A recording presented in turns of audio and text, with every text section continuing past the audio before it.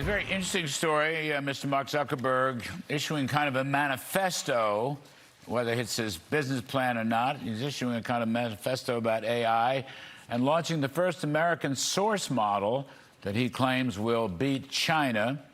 So let's talk to somebody who can see through all this. My friend David Sachs, who's a top tech advisor to President Trump. David, thank you. There are a lot of angles to this. I just wanted to get the meta angle. Facebook, AI, launching the first American open source that will beat China. You know a lot more about this than I do. What do you make of it? Well, what Meta has done here is that they've open sourced this model. And what that means is they're giving it away for free. So anyone can just take this model, run it on their own computers. And if you're a conservative or a libertarian, that's a really good thing because you have total control over your own data. You have what's called data sovereignty, and you can't be censored by a big tech company or by the government. So this is all a very positive thing. And I think it is a great model. It's great to have American companies competing in open source AI. And Larry, let me just say, stepping back a second, looking at this at the 30,000-foot level, let me just tell you, we have an AI boom going on right now in this country. We are competing very effectively. We are way ahead of China. I think we're probably about 6 to 12 months ahead of China in terms of the models. Now, that doesn't sound like a lot of time if you're someone who lives in D.C., but let me tell you, in Silicon Valley, that's a lot of time. So as long as we don't subject our companies to a lot of unnecessary bureaucratic hoops, we will stay in the lead in this AI race. Well, it sounds like, just coming back to Zuckerberg and my very dear friend Dina Powell, who's the COO now of the president, it sounds like he's on the right track. And you're saying the open source model is a good model, quote unquote. Is it a good business model, David Sachs? Well, it can be a good business model. So it depends. So we have both types of models. We have closed models or proprietary models. That's what Anthropic and OpenAI offer.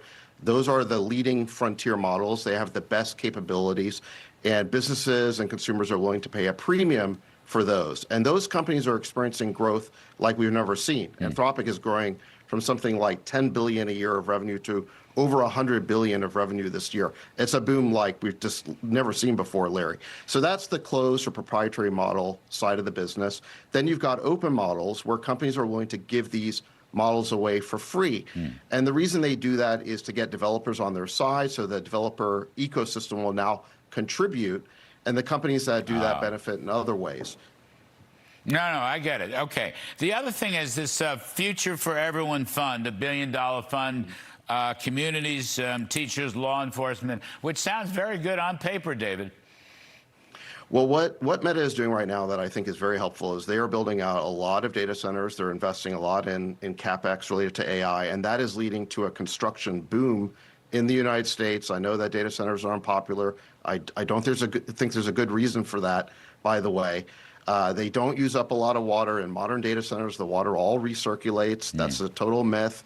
In terms of electricity prices, it does not need to increase anyone's electricity prices if you just let the AI companies stand up their own power generation, as the president has called for. It's very common sense. So you have these data centers getting built out. They're just computers to run the cloud, to run applications that everyone loves to use, and they create tremendous economic growth. So that's what we're seeing. And Meta is a big contributor to this. So Meta is building out a lot of these data centers, and they're creating new programs to train blue-collar workers because we actually have a shortage of construction workers right now.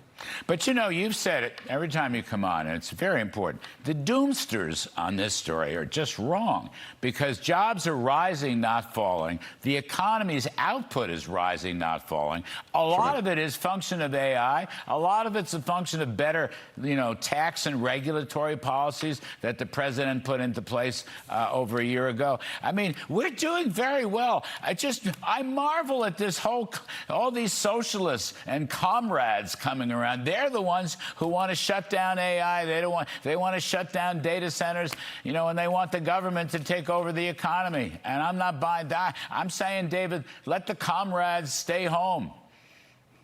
Absolutely. So Larry, let me give you some numbers to support what you're saying. So CapEx, which is basically just investment in the hardware layer and the construction of data centers, is expected to be 3% of GDP next year. It's $800 billion this year. It's over $1.4 trillion next year. It's bigger than the internet. You have to go all the way back to the build out of the railroads to see investment like this. Right. This is a function of the president's policy last year.